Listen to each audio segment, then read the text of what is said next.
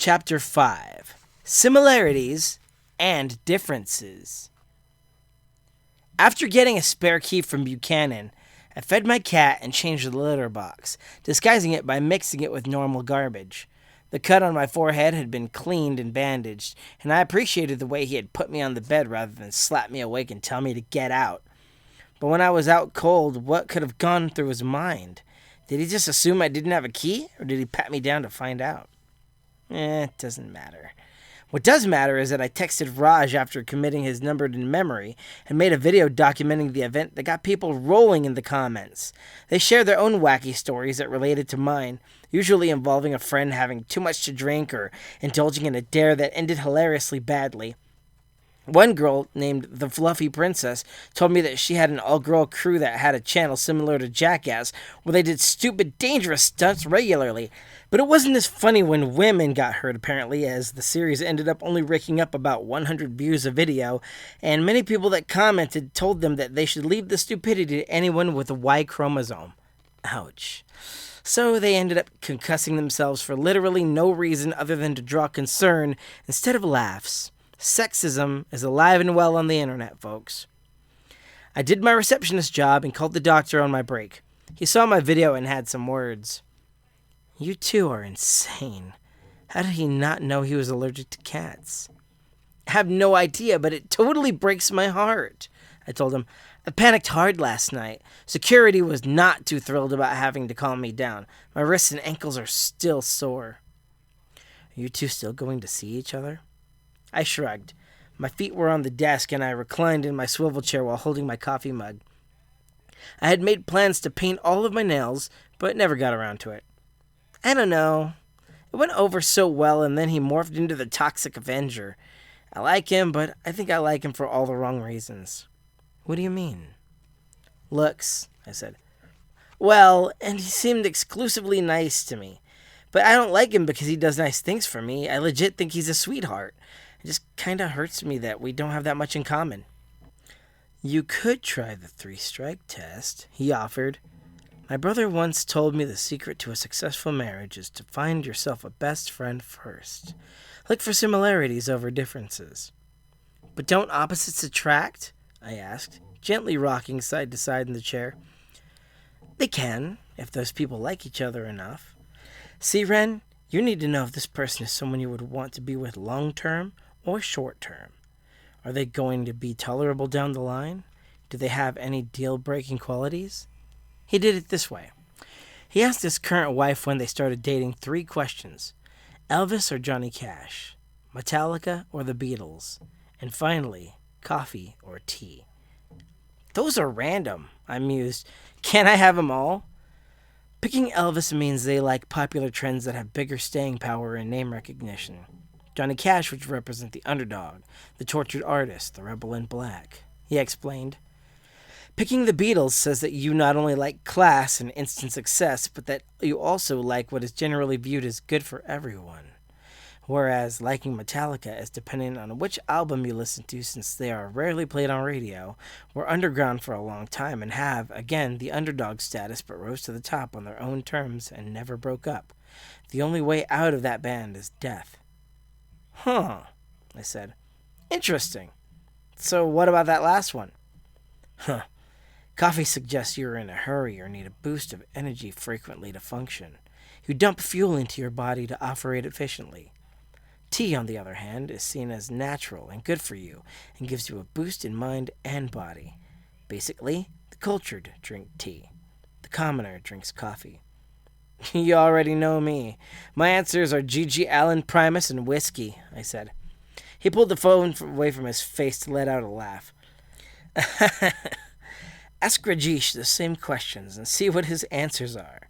If his are complete opposites, it could mean you two are opposites, which, depending on anything the two of you really feel for one another long-term, could mean it won't work. But don't think this is a catch-all solution for compatibility. It's just a way to tiptoe around getting to know people more easily. It's my job, but faster and less reliable." "Thanks, Doc," I told him. "So on a separate note, I sort of made another friend. You know my neighbor that slams his door?" "Yeah, you've mentioned him a few times," he said. "Have you met him?" Under the least flattering of circumstances, I broke into his apartment by accidentally trying to get into mine because I was locked out, and hit my head in his tub and blacked out. He bandaged me up and set me in his bed so he could shower and was going to get me a key afterward. He put you in his bed. Did he see if you were bleeding or still alive? He asked. The bandage in that last video is used to close stitches, I said. You think he works in a medical field? I doubt it, he said. Although he could possibly have medical training, and those bandages, though hard to come by, exist in the public for sale. I wonder what he does for a living. He had on a reflective vest. Road work? He asked. Then again, I don't know if they do that at night. I'll ask him, I said. We made plans to hang out tonight. He has so many video games, it's like my heaven. Is that right? Jock joked. Better make sure he isn't allergic to cats. Not funny, I told him. Okay, it's pretty funny, but yeah, I don't doubt something about this dude will aggravate me. Everyone has something that does it. Does Raj? He asked. And what about me? Raj is too nice for me because I'm too hostile. And you're unable to draw the line between being yourself and being a shrink. Impressive, he said. I noticed you also have a knack for reading people based on their mannerisms or appearance. That is some Sherlock Holmes level observation. I look for things that stand out, I said.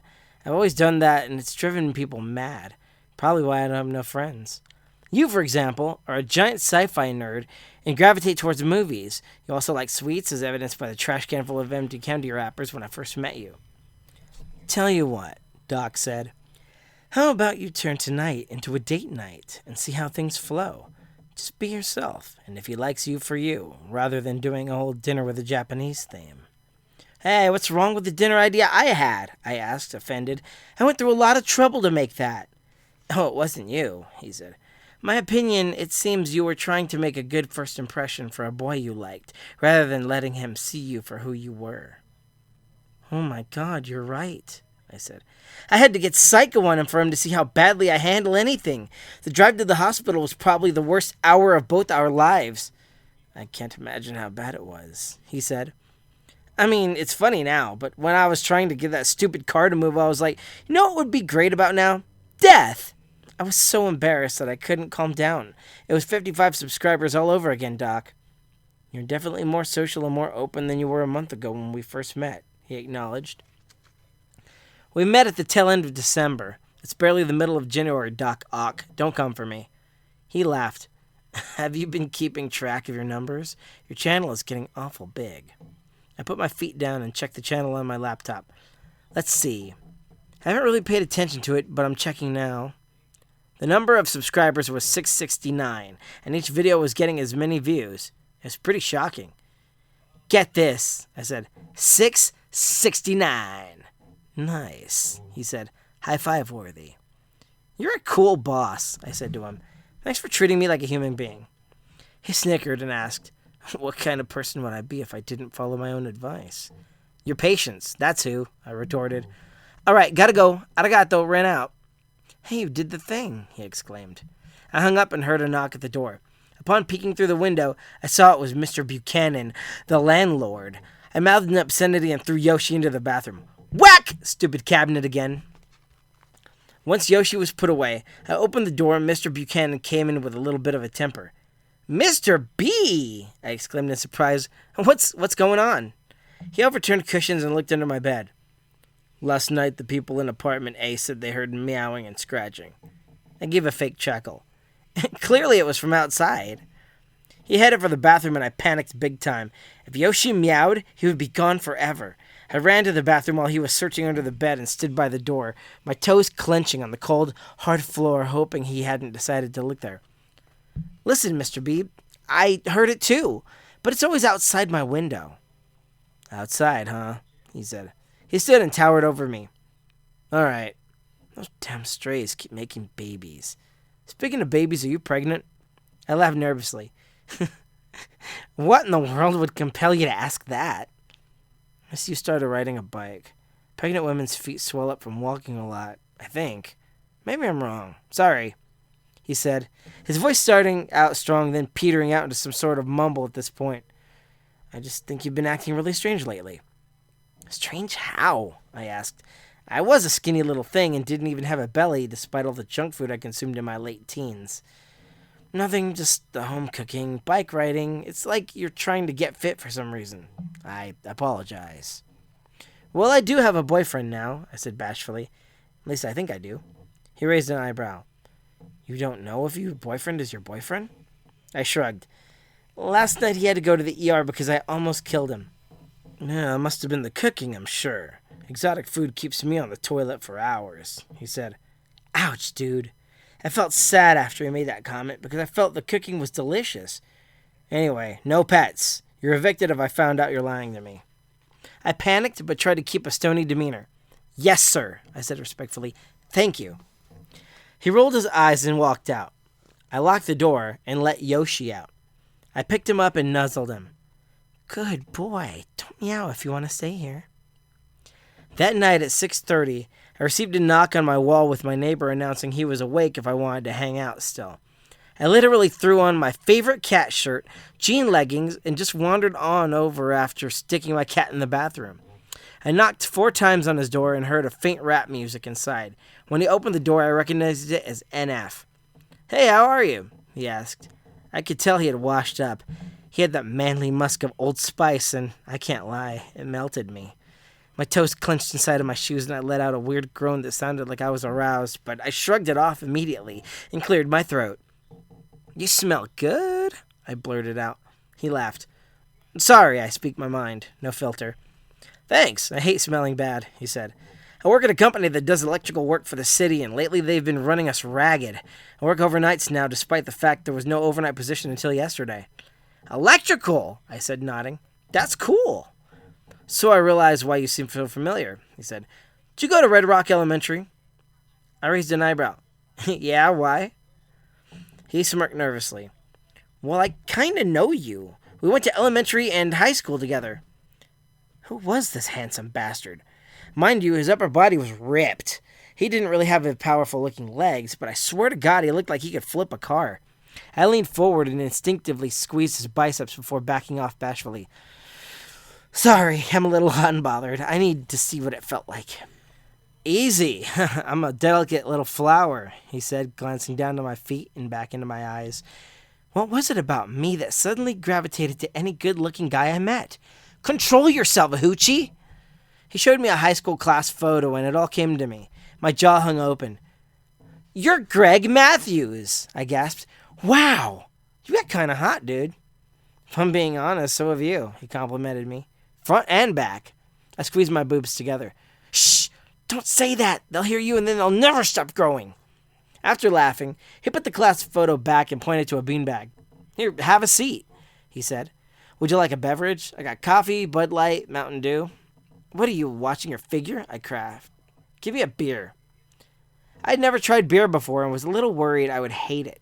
Sure enough, he brought me a bottle and I twisted the top off and took a gulp. Immediately, I groaned and made a face. You don't drink, do you? He asked in worry. I laughed. Dude, I'm not afraid of trying new things at the expense of my liver. Okay, well, slow down because I can't babysit you, okay? He asked. I walked around the room and admired his game collections. I love video games, I said, smiling. Pick one and let's play, he said. After scouring his entire collection, I selected Tekken 3 for the PlayStation and handed it to him. After he fiddled with a power strip and hit a switch box input, he handed me a wireless controller and we began kicking each other's butts. I won every single match and rubbed it in big time. How about I pick one this time? He asked and went for Mortal Kombat Trilogy on the same console. It was one of my favorites. He had the upper hand the entire time despite picking characters I was good with, and although I had plenty of practice, I couldn't help but respect his superiority. He beat me fair and square and ended every match with a fatality. Well played, sir, I told him. It's like you do this for a living. He laughed. I have a gaming channel that isn't doing too well. I think only 12 people are subscribed. I find it weird people watch the things they watch, like vlogs and Let's Plays. You have a channel? He asked. I have a vlog, I said. It's a sort of job-related thing. I work for the shrink. You mean the head doctor type of shrink? Yep, I said. He checked the time and pulled out one last game, Mario Kart 64. My heart leapt in my chest. Marry me. He snickered and popped it in. If you win, I might. Even though I was only joking, I thought of the 3 questions I was going to ask Raj. So, out of curiosity, I decided to ask Greg these 3 questions. So, I'm going to ask you 3 things, and you got to pick one or the other. Why? He asked. Personality quiz, I told him, picking Luigi as my racer. I noticed him smirking as he picked Toad. Sly bastard. Question 1. Elvis or Johnny Cash? One of the 2? He asked. I'll go with Chuck Berry. Chuck Berry? I asked. You have not heard anything like a Chuck Berry solo. Trust me. White people may have given birth to rock and roll, but black people conceived it. I smirked stupidly and asked the next question. Okay, the Beatles or Metallica? Pfft, come on, the Doors, he said. I was interested in his answer, and he didn't disappoint. They're underrated, and their time in the spotlight was even less prominent, but never forgotten. Damn, nice answers, I said. Finally, coffee or tea? Beer! He roared like a death metal singer and rocked around excitedly in his beanbag. I chuckled, watching him spaz out while he launched a shell at me from behind. After the lap was completed, I basically was last place the rest of the race. It was embarrassing, but still fun to just joke around about. When we finished our game, he and I shared some memories and found we'd crossed paths a few times. There was a girl in junior high I'd slammed a door on after an altercation with a teacher and gave her a bloody nose. That turned out to be his sister Jessica, and she needed a nose job afterward because the damage was so intensive. The heavy door had busted her face pretty badly. Now, I don't think she and I even knew each other before the incident, but I got a lengthy suspension for it despite it being a total accident. I went to her house to apologize, and when she refused to come out, I gave up on the apology. Also, back when I was a game reviewer for some no-name gaming website, I gave The Legend of Zelda Skyward Sword for the Switch a perfect 10 out of 10, only because the main character, Link, was super hot to me. Greg had argued with me in the comments of the website that the game sucked, and I distinctly called him a, quote, soggy hot dog, unquote. He never forgot the argument we had, and that comment stuck out to him. Man, that's crazy, I said, sitting outside on the stoop of his porch while I sipped my 3rd beer. He sat next to me and drank a Mountain Dew. Also, I think you came in to complain about this very door when I was signing my lease and getting moved in. Yup. He was like, I'll fix it this week. It's still broke, Mr. B. I want my deposit back. No doubt, I said. I chuckled for a long time and then let out a sigh. I feel bad. Then maybe you should stop drinking, he said. No, I said. I feel bad because I just absolutely despised everyone for years because I'm awkward and opinionated and rude, and yet you never once hated me for it. And now here we are having a good time and reminiscing, and I looked up at the stars. Not to get all sappy, but I kind of feel like I like you. He laughed. Yep, give me that beer, you're wasted. He leaned over me and reached for the drink. I chugged the last bit before he yanked the bottle out of my hand, and a wad of foamy, bitter liquid drained into my mouth. When he leaned over me, I grabbed the front of his shirt, pulled him close, and kissed him right on the lips really hard. He stood up immediately, and his body language indicated that he was upset. I grew worried. Did I do something wrong? I asked in confusion. He crossed his arms nervously and looked down at me. You shouldn't kiss me when you already got a boyfriend, he said. Besides that, I don't think I'm ready for a girlfriend. I like living alone and enjoy the company of a friend, nothing more. I stood up, red-faced and completely embarrassed. I apologize. That was spur of the moment and I messed up. I misbehaved. He nodded. Just understand that. I like spending time with you because I never had any friends I click with either. But a relationship is not what I want. I want a best friend. I acknowledged with a head shake. All right. Thank you for drawing the line so I know where to stand. Same time tomorrow? He asked and opened his arms. I smiled and hugged him, but didn't say another word. And as soon as I got inside my apartment, I sat with my back to the door and cried like I had just had a serious breakup. What was I thinking? Maybe I wanted something without thinking. Maybe he wanted something else. Obviously, duh. But the fact that I crossed a line I now had to clearly respect, I was upset with myself. Raj had to know that I screwed up. I couldn't lie to him. This whole affair from the get-go was dumb. I felt like starting the action series of videos was quite the way for me to out myself as a hypocrite. I needed to set some ground rules for myself and stick to them. I dramatically blew up Raj's phone until he replied and informed me that he had been feeling a bit weak all day. I asked to come see him and was told he would meet me wherever I wanted. I offered to meet him at a specific park at 4 p.m., and he agreed. While riding my bike, I mentally rehearsed what I was going to tell him. Did anyone else do this sort of thing? At any rate, I arrived at the place his car was parked, and I heard him jamming an Indian band in the vehicle. I pulled up to the window. "Hey, babe," I exclaimed. "We're calling each other babe already?" he asked with a nervous laugh. "All right." "No, Raj, it's not all right. I have a confession, and I gotta look you in the eyes and tell you." He nodded and walked with me around the lake, following a newly paved sidewalk that circled it. We held hands, and my bike had been parked next to his car. The sun was low in the sky, but still bright enough to be considered daytime, yet it was nice to have a little bit of us time. "So, what's so important that you called me 16 times and sent 9 texts?" he asked in a friendly, calm tone. I know for a fact if any man had been assaulted by his chick like that, he'd have gotten a little sharp with her. And that's what pained me so much. I knew Raj was not like other guys. We stopped walking. "2 nights ago, you had a horrible allergic reaction to my cat," I said. "I feel so bad about that, but it made me worry.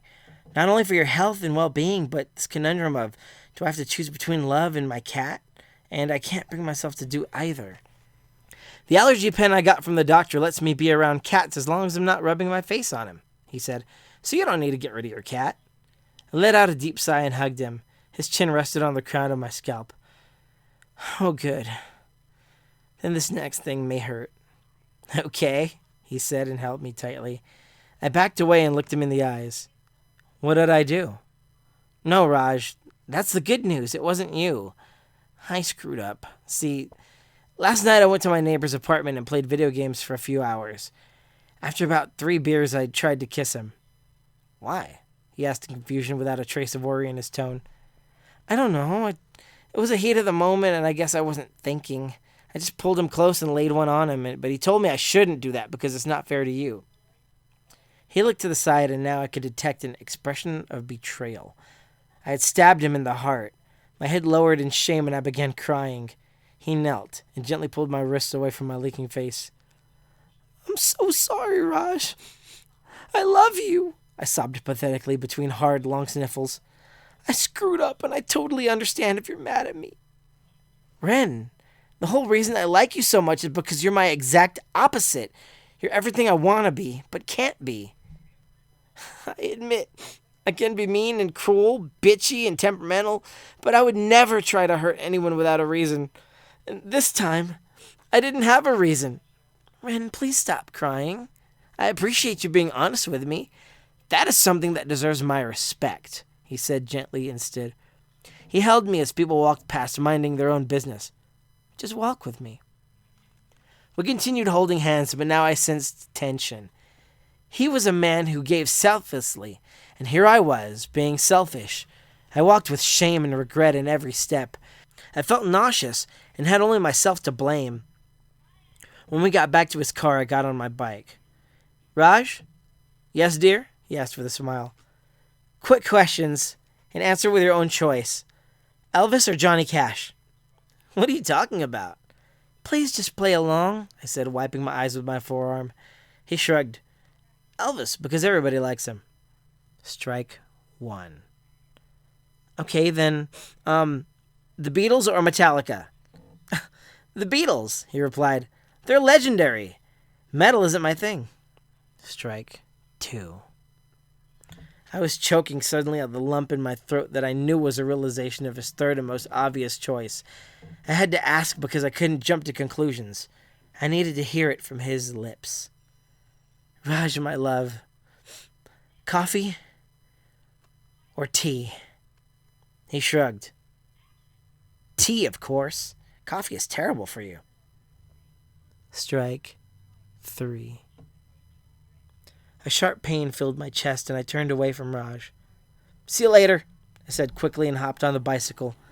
I immediately pedaled away and squinted through tear-blurred vision as I rode back to my apartment complex a few blocks away.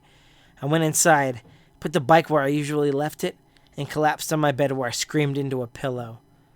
I let Yoshi out of the bathroom and laid back down, hugging the pillow curled into a fetal position. I felt absolutely flat. There was a sudden knock on my door, and I went to put Yoshi back into the restroom and close the door. Whack!